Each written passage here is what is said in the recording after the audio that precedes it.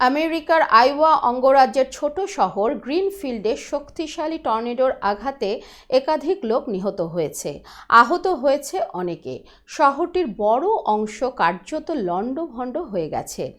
দেশটির মধ্য পশ্চিম অঞ্চলের উপর দিয়ে এই টর্নেডো বয়ে যায় বলে এক প্রতিবেদনে জানিয়েছে ব্রিটিশ সংবাদ মাধ্যম বিবিসি। প্রতিবেদনে বলা হয়, টর্নেডোর আঘাতে অনেক বাড়িঘর ও ব্যবসা প্রতিষ্ঠান ধ্বংস হয়ে গেছে। ভেঙে তছনছ হয়ে গেছে অনেক গাড়ি। পুরো এলাকায় ধ্বংসাবশেষ ছড়িয়ে রয়েছে।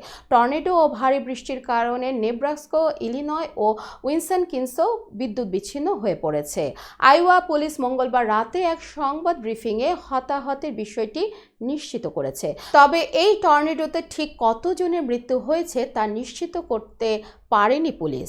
গ্রিনফিল্ড ডেস মাইনেস থেকে প্রায় 55 মাইল দূরে 2000 লোকের একটি শহর। ভিডিও ফুটেজে এই শহর ছাড়াও আইওয়া জুড়ে ধ্বংসযজ্ঞের চিত্র দেখা গেছে। সর্বত্রই ভেঙে পড়া ভবন, উল্টে যাওয়া গাড়ি ও ভাঙা উইন্ড টারবাইনে দেখা যাচ্ছে। টর্নেডোর আঘাতে গ্রিনফিল্ড শহরের প্রধান হাসপাতালের ভবনও ক্ষতিগ্রস্ত হয়েছে। এ কারণে আহত অনেককে অন্যত্র চিকিৎসার জন্য যেতে হয়েছে।